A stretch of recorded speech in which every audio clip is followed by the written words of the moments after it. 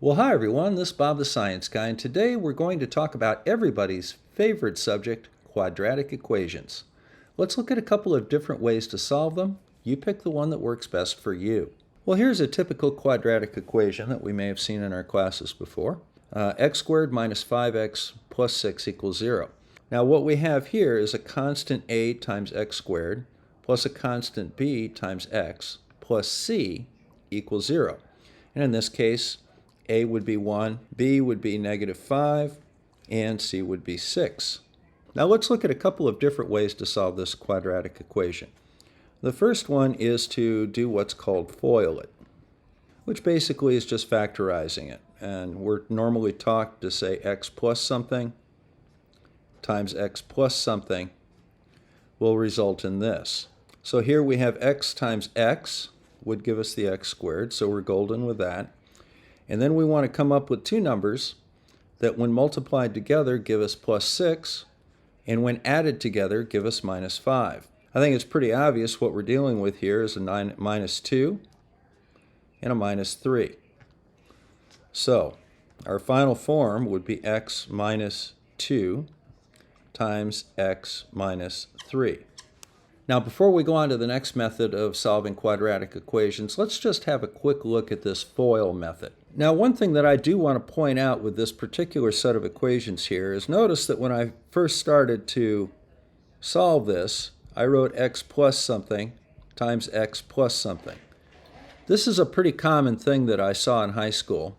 We always just put a positive mark after the x. Even if it turned out to be a negative number, we had to then convert it again. Now once we have these numbers here, what does x equal? Well, x does not equal -2 and -3. X equals 2 and 3. Let me show you a slightly different way of looking at that. So here we have our equation again. And once again, we're going to go ahead and factor this in the standard way. We're going to have x and x. But here's an interesting thing. If you put a minus sign here instead of a plus, whatever number ends up in here is the actual root of x. Whereas if you put positive signs there, you have to change the signs of these numbers. Now that's kind of a traditional way of solving quadratic equations. One way that is often overlooked is probably the simplest way to do it, and the way that I always use to check my mathematical results. You know, one of the things that I often talk about is whenever you do an equation, you have to look at the results and see if it passes the smell test. My smell test is that lots of times I'll just put the equation into a graphing program and see where the x-intercepts are. And if we do that with this last one, we can very clearly see that the places that the graph crosses the x-axis are at 2 and 3, which indeed were our factors. Now, while you may not have access to a graphing software in a computer during a test, you do have access to your trusty TI-84. You can go ahead and just put the equation into a Y register and graph it, and while it may not always give you an exact answer due to rounding errors, it'll tell you whether or not your answer is in the ballpark. Well, suppose we get a quadratic that's a little bit more complicated. For example, one that has 2 in front of the x squared. How do we solve for this? Well, the easiest way that I find to do it is divide by whatever this constant is. Make sure that that x squared is alone. So then we end up with x squared minus 8x minus 32 equals 0. Okay? Now we're going to change it over to be something that's a little bit different in form. So we're going to have x squared minus 8x equals 32. In other words, we're going to add 32 to both sides. Now we're going to go ahead and solve this using a method called completing the square. So we'll take x plus half of this number equals 32 plus the square of that number, and that's squared. X minus 4 squared equals 48. We take the square root of both sides. Now when we do this, we find that x minus 4 equals plus or minus 6.93. We can tell from this that x equals 4. And then it's plus or minus 6.93. So obviously x would equal negative 2.93, or it would equal 10.93. Let's check the smell test and graph it out. Our equation is in the upper left, and as you can see, our x-intercepts are just shy of 11 and just shy of -3. So that matches. All right, so far we've taken a couple of rather simple looking quadratics and we've solved them by foiling them, by graphing them, and by completing the square. But what if we get large numbers in the quadratic and it's just kind of tedious to try and factor them? Is there another shortcut that we can use?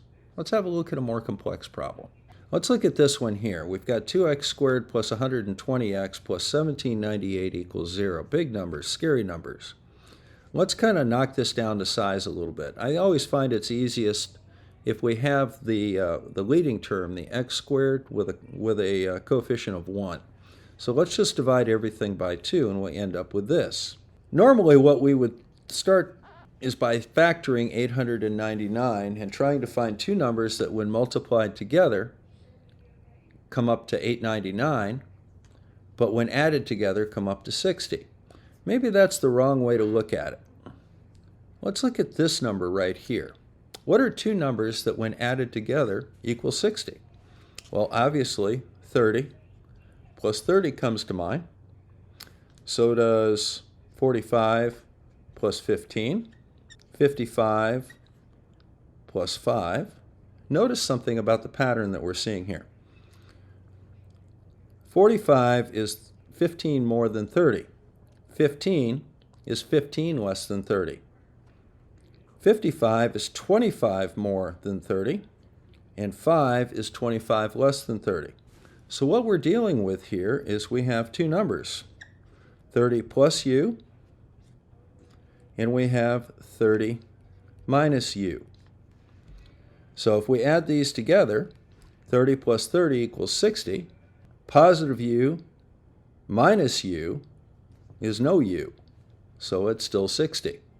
Now if we multiply these two together, we get 900 plus 30u minus 30u minus u squared equals 899.